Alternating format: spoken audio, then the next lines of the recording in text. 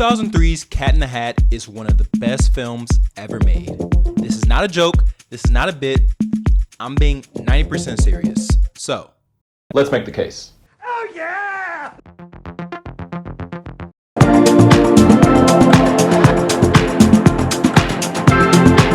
Now I could just tell you that this movie has sauce, and who am I kidding? Look at it. It does. But let's break that down. What makes a film good or even considered the best? We gotta break it down to the three bare bone ingredients of film. 1, image. You know, what we actually see. 2, the story. You know, the arc, dialogue, themes. And lastly, the performances. Great actors can make or break a film and can bring characters to life. Let's start with the first ingredient we mentioned, image. And image is my biggest case for this being one of the best films ever made, because just look at this movie. Every frame is like a painting. If you don't think this is one of the best movies ever, you might concede that it's one of the prettiest looking films ever. And if something is the best at one category, doesn't it have a case to be one of the best? Also, before there was sound in movies, the image was the most important aspect, and still today is considered a visual art form. This looking so beautiful isn't an accident. The creative team really assembled the Avengers of visuals to make this film. Starting with the head of the team, or Cap if you will, Bo Welch. Bo Welch got his start in architecture, then quickly realized working at an actual architecture firm was boring as hell. So he transitioned to production design, and he went on to create some of the most eye-catching, courageous production design seen on film, with his work on Edward Scissorhands, Men in Black, and even Thor. I mean, this mother effer just don't miss. Now with a budget of $100 million and his first time being the actual director, he was able to go all out with Cat in the Hat. My goal in the first frame of the movie, where we reveal the neighborhood and the town and the world, was to have the audience go, I want to go there. It was like a painter using the full canvas, and he really used that full canvas. This included building the entire town from scratch. He decided to paint every house with this cool off-purple color. Everything in this film is handcrafted, from the trees to uniquely brightly matching cars that everyone drives. And this extends over to the props. Just look at this phone. And the costumes are dripping with swag. I mean, look at Conrad. He had that on. It's a complete fantasy world. It doesn't have a specific time in history. The design has sort of a timeless quality that is inherent in Dr. Seuss's books. Every single detail is handled with so much care that's almost non-existent in modern movies with this budget, or even movies during any time for that matter. Now, what good is all this beautiful production design if it's not shot beautifully as well? Now look at me when I say this, look at me. This isn't hyperbole, this isn't a game nor a fad, but this movie was shot by the greatest cinematographer of all time. He's so great that when I found out he shot this movie, I had to do a double take. We are talking about the man, the myth, the legend, the GOAT, Emmanuel Lubezki. He came off one of my favorite films of all time, Y Tu Mama Tambien, to do this movie, but his entire filmography is just insane. Gravity, Revenant, Children of Men, Birdman. He's the only cinematographer to win 3 Oscars in a row. So saying the GOAT is putting it lightly. He's known for his striking contrast, wide lens, and paint-to-guess way of framing a scene. And with this kids movie, he brings his A game.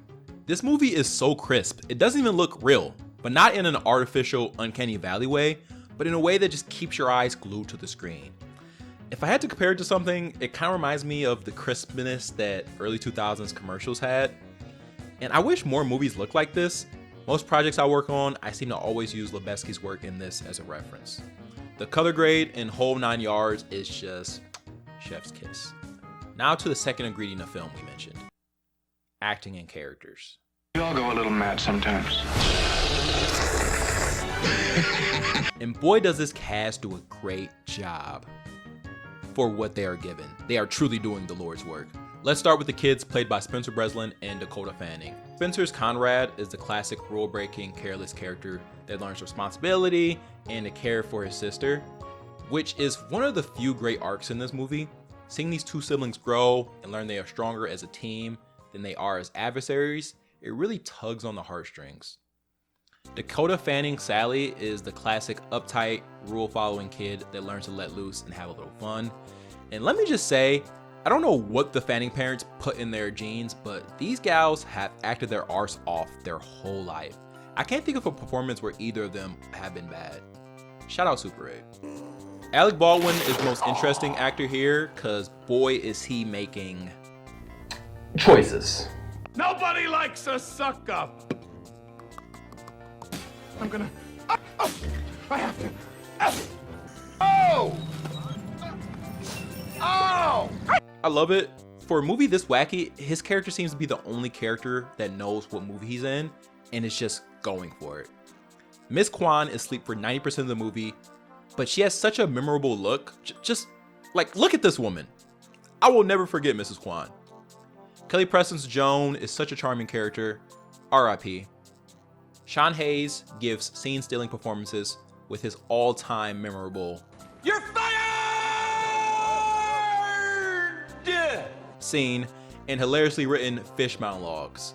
You should not be here. You should not be about. You should not be here when your mother is out. And for all my old millennials out there, even Beans makes an appearance. And we're not talking about the things, cause just no.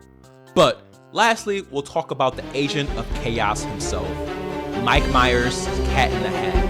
His character is a pure spawn of hell. No past, no present, no morals, just straight chaos in bits for an hour straight. And hot take, it's awesome. I don't know why in this movie we pretend like Mike Myers is pure talent, just can't carry a movie by himself. I mean, Austin Powers, Wayne's World, SNL. He's just one of those talents that is so meteoric no matter what. But the cat's chaotic tendencies are what makes this film great when it works. But if I'm gonna stay, there's something I want to show you. Something magical and full of wonder. It's called a contract. He never learned you can have fun. And kind of cringeworthy when it doesn't. His nihilistic cat was made purely for sick adults like me watching, because he says so many things that are borderline inappropriate. Son of a bitch! Oh. Dirty hoe.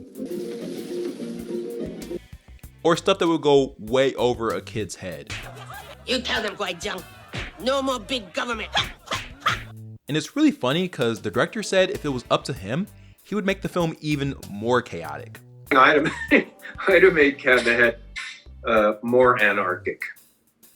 Because ultimately it is. This weird-ass cat comes into your house and destroys it and tries to, alleviate you of your symptoms of boredom and then leaves and then everything's fine.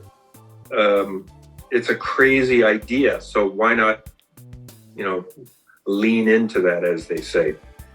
It's been long known that the Seuss family banned any live-action Seuss adaptations after seeing this flick. And it's such a shame because, one, letting one unhinged cat ruin everything is silly. And two, I feel Seuss live adaptations are more interesting than their animated counterparts. I would 100% take this movie over the Illumination Grinch any day. And speaking of Grinch, everyone loved that. Everyone. We were 1 for 2 in live action adaptations. That's not bad. Anywho. So we're 2 for 3 in ingredients. So this is almost on track to being one of the greatest films of all time.